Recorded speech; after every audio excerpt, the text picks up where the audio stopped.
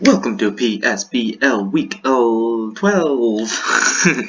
And right now we have 2 weeks left in the season. Very, very close. The Starmies and the Metagirls were both fighting for a playoff spot. As of right now, the Starmies are looking into a playoff spot, while the Metagirls are trying to defend their own playoff spot.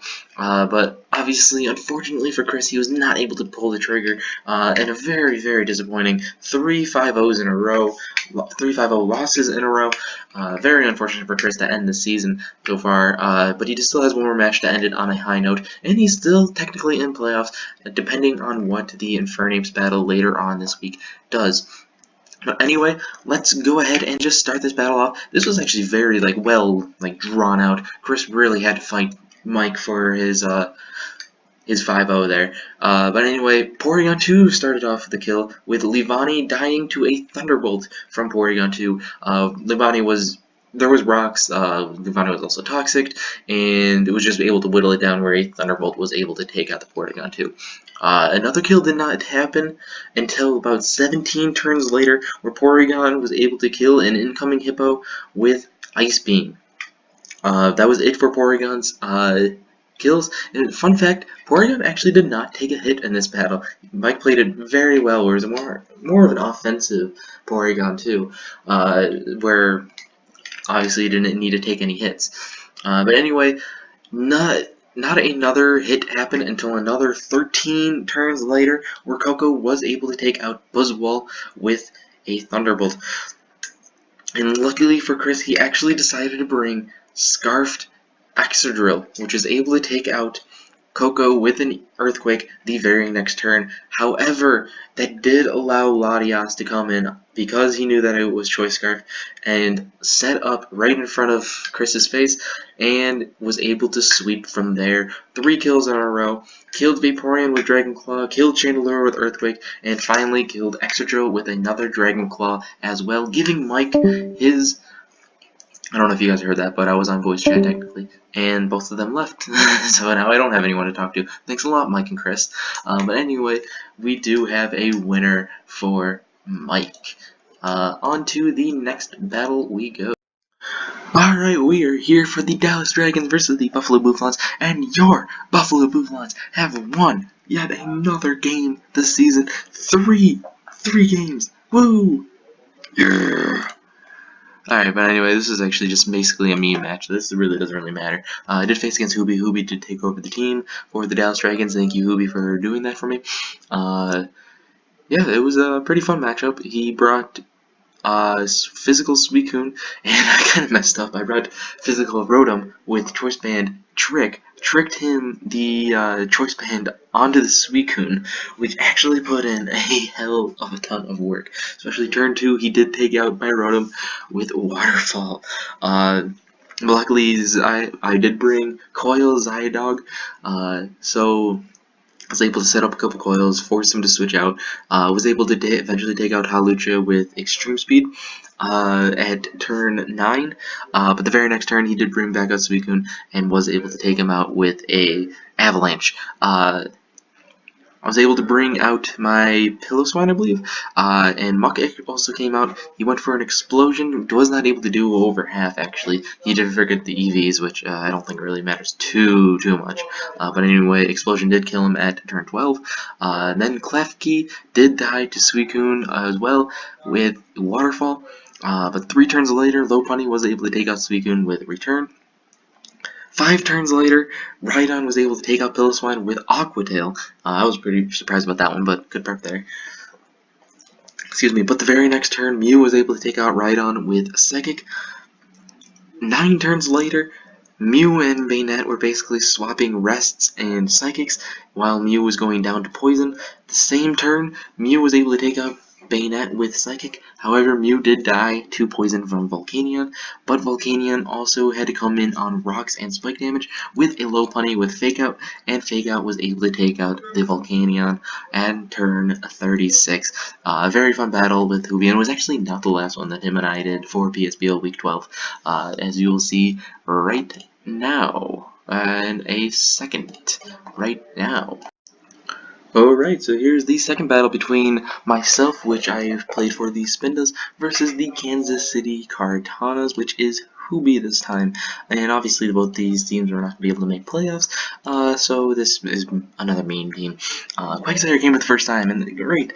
I actually put in a lot of work, which is also great. And this one also came down to a 1-0, which is also really fun. We started off the killing with Quagsire. It's killing Skarmory with Scald. But then a couple turns later, that was turn 6. A couple turns later, turn 9, Virizion used Hyper Beam to take out Mega Charizard X. Then Gyarados comes in. This is about 8 turns later, turn 17. Gyarados was trying to wear down Quagsire, but the damn Quagsire was too bulky and did die to the poison from the Quagsire. Entei did come out, use Extra Sentry twice on the Hitmonlee coming in, turn 19, but that allowed Stakataka to come in for free basically, and use Earthquake to take out the Xurkitree on turn 25. But turn 27, 2 Flamethrowers were able to take out the Stakataka at 27, and 28, Entei did live a Vacuum Wave from Kartana. Yes, you heard me right, Vacuum Wave from Kartana, and was able to kill with Flamethrower at turn 28. 2 turns later, Nihilego switched in on a Skull. Oh, Nihilego came in with Espeon in as well. Did die to Steelium Z at turn 31. Turn 32, Entei came back out against Espeon, and Espeon went for a quick attack and was able to kill the Entei. Virizion did come in the next turn, at turn 33, and killed Espeon with Hyper Beam. That allowed Quagsire versus Virizion, and usually Virizion would win, but it had to, what was it, rest for a turn? Well, not rest. Gosh, what is it? Had to wait a turn? I don't know I forgot what it's called, but they had to wait a turn, could not move for that turn. In that turn, Quagsire went for Scald and won at 34. So there we are. The duo, I win over Hoobie. It's just a fact I'm better than Hoobie now, it means. Just kidding. Good game to Hoobie. Hopefully he has a better season next season. Anyway, on to the next battle. Alright, so we are back for yet another battle, and this one is one of my favorites of the week going into it, and it did not, it lived up to its hype. I was not disappointed in that. That's what I was trying to say. Sometimes I can just get words stuck in my mouth and they just don't want to escape it. It's in my head, but they just don't want to escape my mouth. But anyway, this is a very good battle. Unfortunately, the Coilers were not able to win this, but they are in a kind of bad spot to not win the playoff race, although they still do have a better differential than the Ninetales as of right now, but the Ninetales still have to battle. So yeah, that's very interesting. Anyway, let's start this battle up with Machamp just putting in a lot of work. The Beedrill simply did not have any switch-ins whatsoever. With Facade just destroyed Hitmontop on the switch-in. Luckily, he was able to Fake Out and I think Mach Punch, either or, to whittle it down a little bit more and then finally died to Facade. But then that did allow Pinsir to come in and Facade itself onto the Machamp and was able to take it out. So in 5 turns, that did happen. Just 2 deaths already. Another kill didn't happen until turn 16, where Kecleon did try to attack the Garchomp, and the Garchomp's Rough Skin did kill the Kecleon. But that did allow a Azumarill to come in, or about 4 turns later, Azumarill did come in, set up the Z Belly Drum, which is very good bring on Lucy's part. Was able to kill both Goodra and Garchomp with Aqua Jet, putting him up in the lead. However, with the Garchomp, Rocky Helmet, and Rough Skin, that did in fact bring Azumarill down to such a low health where Pinsir was able to come in yet again and take it out at turn 22. Turn 23, I was a little surprised about this, but Persian was a little bit faster than a Pinsir and was able to take out the Pinsir with Foul Play. However, that did allow, with only Aerodactyl without Crunch, Magnezone, and Persian, it was enough for Slowking to set up many calm mines and was able to whittle down the Coilers. Turn 30, Slowking did kill Magnezone with Scald, which was the final straw for Lucy. He did forfeit, which basically meant that Slowking was going to be able to take out the last two, and that's what I did. I said that Slowking did in fact kill the last two to make it 3 kills for Slowking. Okay, so on to the next battle, you guys. Wait, okay. We're here, we're here, we're here, really here. We're here, we're here, when we're really queer. We're here, and this was just a blowout. Like, what the actual hell, Rocky? I don't know what that was about. I really don't. But anyway, we have the Twente Tentacles taking on the Rocky Mountain Lycanrocs. The Lycanrocs have clinched a playoff spot, but the Tentacles are still fighting for one, so maybe there was a little bit more, like, drive for the Tentacles there, and it kind of showed a little bit. We started off the killing with actually Garchomp, killing Fortress with Earthquake at turn 15, but the very next turn, Volcania came in, showed that it was Scarf, but it did kill with Steam Eruption. Another kill did not happen until another 9 turns later, where Celebi did kill Arcanine with Shadow Ball, and also Scizor with Shadow Ball, turn 25 and 27 respectively. 2 turns later, Comfey and Ariados are on the field at the same time, and Comfey was able to take out with Hidden Power. I want to say Fire, could have been anything really. Set super effective to Ariados. I'm pretty sure it was Fire. But anyway, we do have Volcanion killing Clefable with a Sludge Wave at turn 33. That was also the turn that Thundurus came in onto Rocks and did die to Stealth Rocks from the Fortress way back before Fortress even died. So yeah, the Twente Tentacles are in a very good spot, especially with Lucy losing. He is now safely in a playoff spot as of right now, but that definitely could change next week, where he faces against the Starmies. Can the Tentacles earn their first playoff spot in PSBL history? My money is on him. I think, you know what, I'm going to talk about that when we go to the document. But anyway, here is the next battle for you guys. Thank you so much. Alright guys, so now you're here with the Indianapolis Infernape taking on the Gainesville Goodras. And Indianapolis Infernape only needed 1 win in order to clinch the final playoff spot in the Moon Conference. But obviously, the woman who kills is still very much alive. And very much well. But anyway, we started off this killing 10 turns into the match with Meloetta going for Dazzling Gleam on the tricking Togekiss, switching the Choice Specs and the Wakana Berry with even Manectric's Choice Specs. That's how it started, I believe. But anyway, Meloetta did take out Togekiss at turn 10. Not a kill happened until turn 16, where 2 kills happened in that same turn. Durant got to do +2 because of Hone's Claw, and killed Ferrothorn with, I put Z Scissor, it's supposed to be X Scissor, I'm an idiot. But anyway, at the same turn, Durant did die to Iron Barb damage from Ferrothorn. The very next turn, Roserade and Como came in. I would think that Como would be able to set up in Roserade. Nope, it gets Dazzling Gleam, and I was able to one-shot the Como at turn 17. But then 2 turns later, Crocodile was in against an Incineroar, and it did in fact die to an Earthquake. Tapu Fini and then Manectric came in as well. Tapu Fini was able to get, I do believe, 1 Calmite, which was able to live 2 Thunderbolts pretty easily, and an Ice Beam was able to take out Manectric. However, the very next turn, Greninja did come in, goes for a Dark Pulse, and was able to take out Tapu Fini, getting the Ash Greninja in there. Then the very next turn, very next turn, Crocodile did come in, go for Earthquake on a Roserade switch in, he was able to live. However, he did die the very next turn to another Earthquake.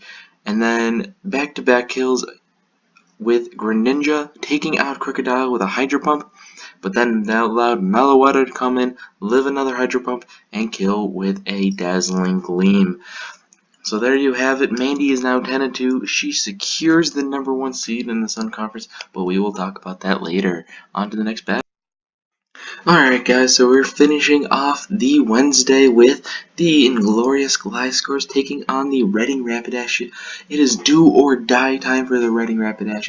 As if they lose, they are out of playoff contention, but if they win, which as you can see that they did, they are still contending to the last week of the PSBL Season 3. Very good matchup, very back and forth, and it was very, very close. As you can see, we had two MVPs in this one, MVP contentions, or should I say, Mon of the Week candidates? Yeah, that's what I was trying to look for. In Raikou and Magneton. We started off the killing. Sandslash was on fire in the early games, killing both Deontay and Lucario back and back, turn 14 and 15 with Earthquake. However, the very next turn, Starmie came out, went for a Thunderbolt, and took him out with a turn 16. Raikou then came out and killed Mesprit with a Hidden Power. I think it was Ice. Pretty sure it was Ice at turn 17. So 4 turns, 4 kills. 14, 15, 16, and 17.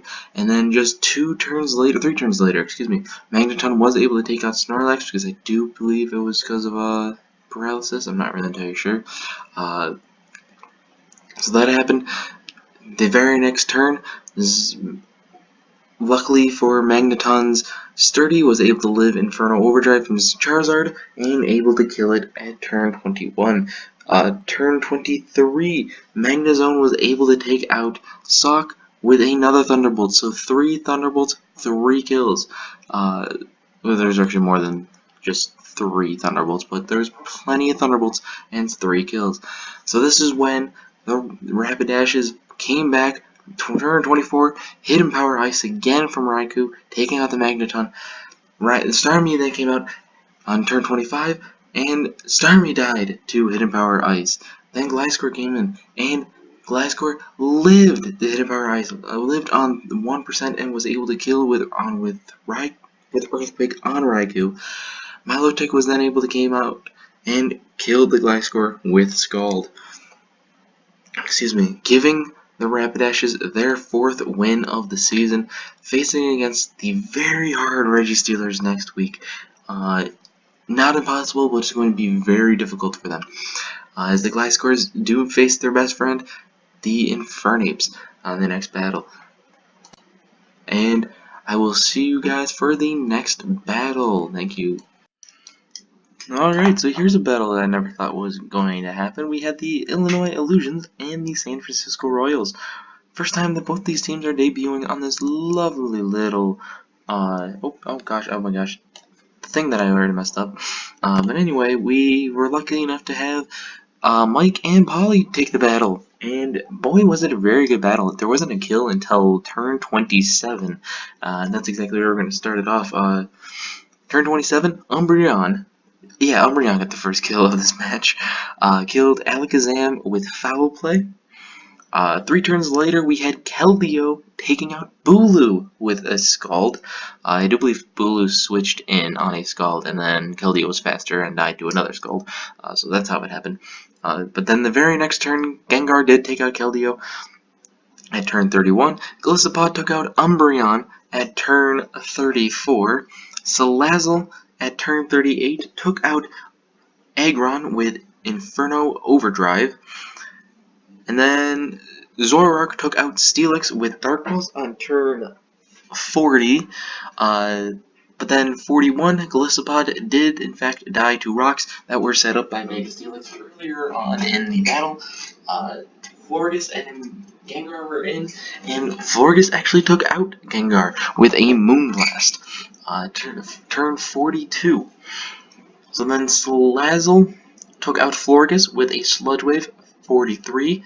Zoroark on turn 44 took out Salazzle, and Tyrantrum was able to live a Dark Pulse, not get flinched, and kill Zoroark with an Outrage, giving him the that was actually his first turn out there too, which is a very good job at Paulie, keeping him in the back, keeping him healthy so he can live the Dark Pulse. But anyway, that is your winner, the Illinois Illusions. Okay, on to the next battle. Alright, you PSBL coaches, we are here with the Uprising Flygons taking on the Miami Magic Carps. And this battle didn't really matter too much. Uprising Flygons already clinched their division. They already got first round bye. Miami Magic Carps already eliminated from playoffs. So the Miami Magic Carps basically just had fun with it, trying to get some Mimi sets going. Yeah, that's basically it. Nothing really happened really here. Really. Yeah, really. Word. Really. I like the word really.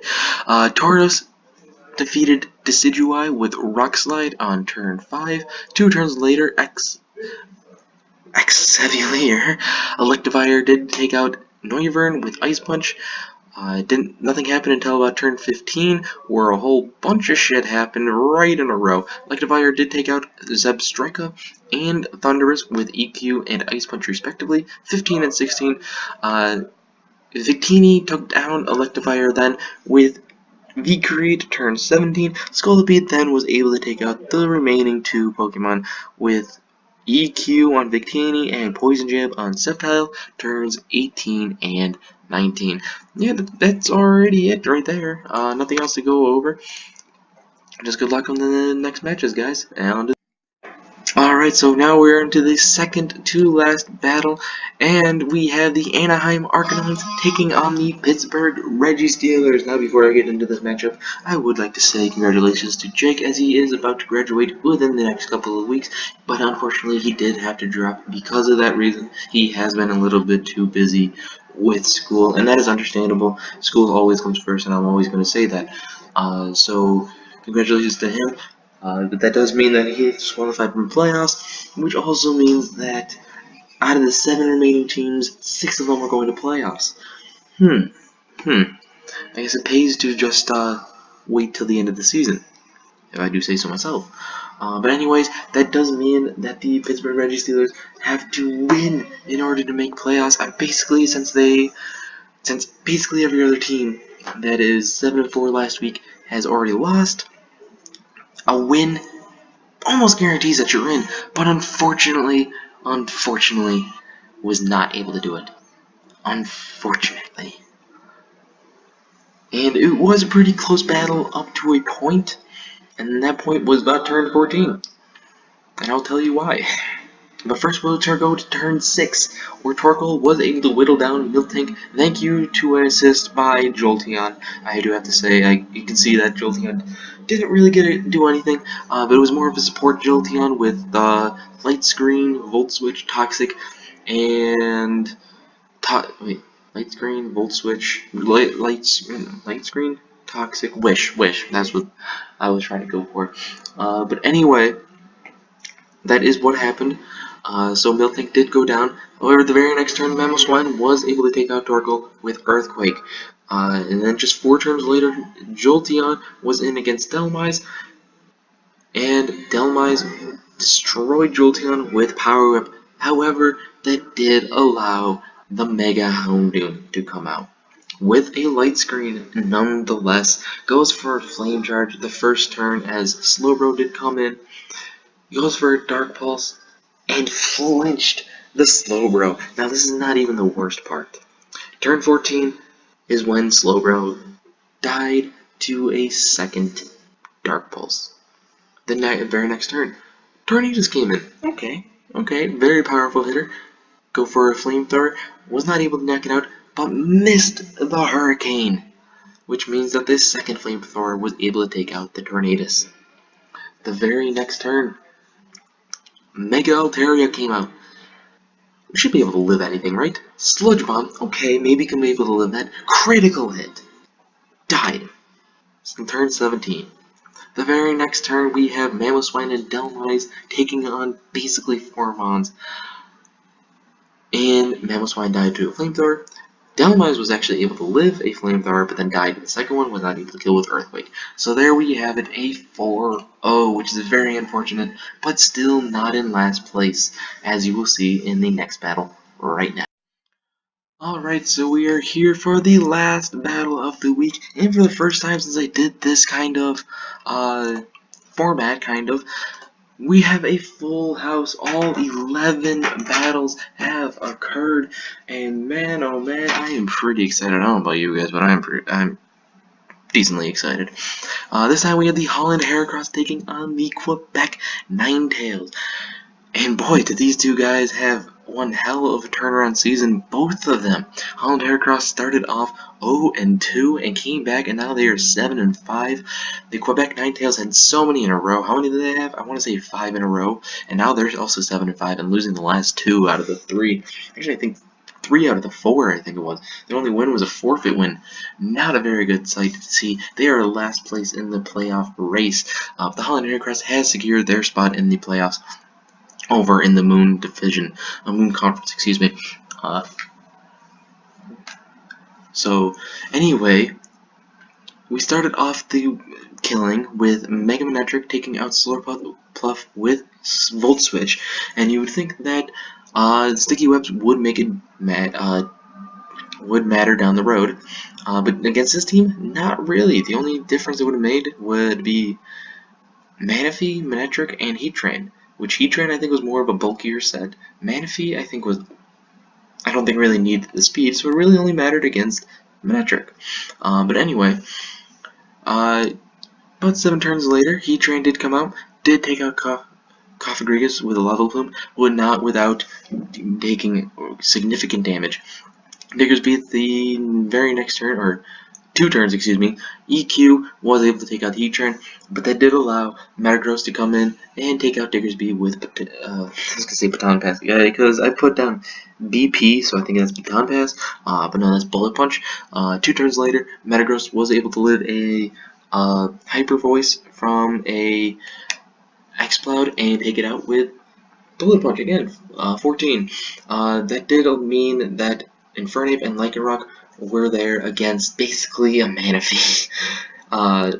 So then Manaphy was able to take out Lycanroc and Infernape, both was called on turns 16 and 17, making the Ninetales' chances that much worse.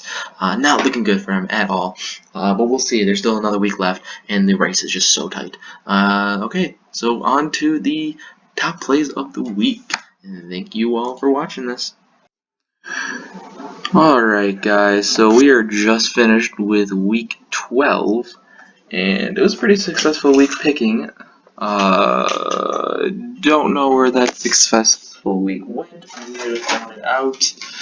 I don't know, but obviously this is not the top 10, or top 5, excuse me, and as my first of 2 apologies for this week. I had 5 potentials, actually about 7 potentials of the top plays on my whiteboard in front of me. I looked at it and I realized, hey, I don't give a fuck. I don't want to do it. So I just erased it and I didn't do it. So I do apologize about that if you don't like that. No, I don't want that one. But the second of 2 apologies is that the week ended on Sunday, and I'm recording this on Friday. This might not even come up until Saturday morning, Friday night, I don't know. But still, that is another reason why I apologize. It's just been a crazy week. I've gotten 4 hours of sleep last night, maybe 3, I don't really remember off the top of my head, for an assignment that's not even due today. It was scheduled for today.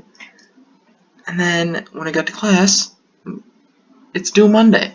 So that was just pointless. I could have gotten this done last night, but doesn't matter.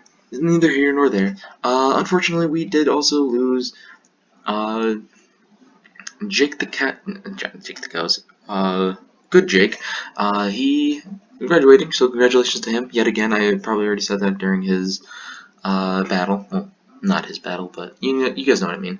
But anyway, on to the last week, and it is a very close race in the sun, and not so close race in the moon. Moon is, you'll see in a second how moon looks. But anyway, We have 3 people already disqualified, not eliminated from playoffs, and 1 person disqualified. And we have 1, 2, 3, 4, 7 and 5s, and 2 8 and 4s. Twinta Tentacles, what a season you've been having. You started off like what, 0 and 3, 1 and 3, something like that, and now you're 3rd in the conference, 4th in the whole league. Oh my gosh. Mandy's still sitting at 10 and 2. We have the Starmies. I think they are eliminated from playoffs. They are 3 and 9, which means that everyone here is in playoff position. I do believe that they also are in the correct spots. I don't think anything can change. I'm not entirely sure. Don't quote me on that. But anyway, oops, I don't want to go to the draft. Playoff hopes. As I think this is right. I'm pretty sure this is right. This is what it looks like as of right now. If it ended today instead of next week, we would have the Metagross versus the Registealers, Coilers versus the Gliscors, Heracross versus the Rapidash, and Infernapes versus the Lycanrocs, and Ninetales is still looking for the playoff spot. We'll go over to the league leaders now. The kill-death ratio. We have a newcomer, I do believe. Yeah, Mega Houndoom is a newcomer in here. Newcomer. My gosh. But anyway, it's just been looking the same for a little while now, as it looks like this. Azumarill is at 3, Mega Houndoom is at 3.2, 3.25 is Kyurem B and Celesteela, 3.5 for Scolipede, Type Null, Mega Beedrill at 3 and 2/3. Dragonite is 4 and 4, Comfey is 5, and Mega Gardevoir is at 6. Let's go to the defensive league leaders, where we have Porygon 2, Miltank, and Umbreon sitting at 30 hits, Tapu Fini at 31, Pyukumuku is at 35, Cresselia at 41, Zapdos 44, Blissey at 50, Sylveon at 56, and Type Null at 66. Over to the offensive league leaders, and we do have a new Mon, not only to the top 10, but to the top 3. He passed everyone because of his incredible week this week. Thanks to yours truly, but we'll get to there in a second. Where we have Gardevoir, Tornadus T, and Terrakion with Scolipede. All of them at 14 kills. Lucario and Crocodile both at 15 kills. Volcanion and Mega Houndoom. Mega Houndoom is, of course, the newcomer at 16 kills. Azumarill is at 18, and Dragonite is still at 22, has been for the last couple weeks now. Now we'll go to the Mons of the week. I'm going to try to scroll down before you see. As number 3, we have Quagsire, and there's 3 Mons at 3-0. You'll see who the second one is in a second. The third one was, I think, Slowking, and the fact that this is Quagsire's first battle and he got 3 kills, I thought he deserved a top spot this week instead of Slowking, as the second one is actually Latios. Latios? I don't remember. It's the blue one. Also at 3-0. There's really no preference why I picked one over the other. I just did. And number 1 is Mega Houndoom getting 5 kills, mainly because of Byron getting hacked. It is no bueno. That's the reason why he lost, which is very unfortunate. But anyway, we'll go over to the schedule, and I don't remember what I had last week. I know I did pretty well though. Right now I'm at 69 and 47. I'm only going to go over the ones that really matter in the long run, as in Lycanrocs versus the Ninetales, which is right here. That one matters. I have it down. I only wrote down 5 because the other ones are disqualifications. This one I predicted Ninetales gonna win. Next one would be the Beedrills and the Magikarps. I am predicting the Beedrills are going to win. Registealers and Rapidash. I am predicting the Reggie Steelers to win to clinch their playoff spot. Starmies and Tentacles. Tentacles have been red hot. I predicted the Tentacles and finally Gudras versus the Heracross. I am predicting the Gudras for that one. Hopefully I can go 5-0, but we'll see from there. I don't think that there's anything else. Since Sunday, there's been people that clinched. I already know who clinched, but you guys will have to wait a week in case you don't even know. Thank you guys for watching. Enjoy week 13.